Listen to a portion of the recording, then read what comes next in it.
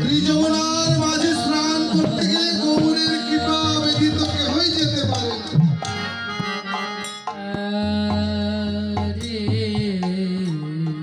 এই পৃথিবীতে চারটি জিনিসকে প্রাধান্য দিয়েছেন ভগবান আমার। একটি ধর্ম, একটি অর্থ, একটি মোক্ষ, আর অপরটি হলো কাম।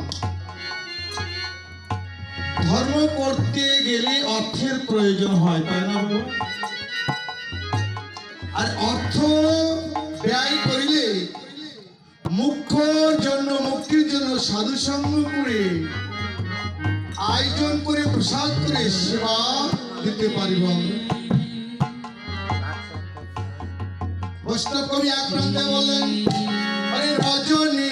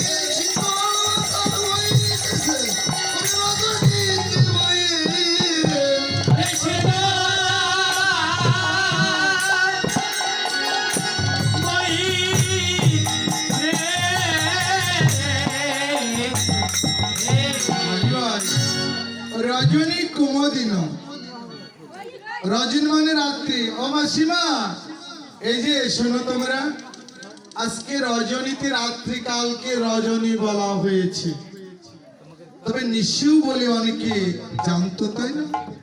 আজ রজনীতে কুমদিনী মানে ওই যে ঝিলে বিলের মাঝে সাতটা ফুল ফুটেছে।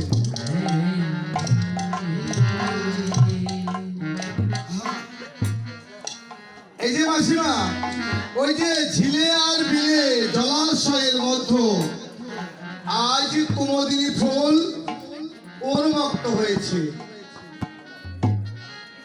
হিম ঋতু, হিম মানে শীতল, জমানো বরফ, আবার হেমকে সোনা বলেও আখ্যাত করা হয়েছে। তবে আজ নয়, আগামীকালে রূপ অনুরাগে। বেশ, হরি বল। এই যে শ্রীধাম নবদ্বীপে আজ রজনীতে যে এই যে হিম শীতল বায়ু বইতেছে, কাদের মা? যারা গোপনে গোবিন্দের উপাসনা করি, যারা গোপনে গোবিন্দের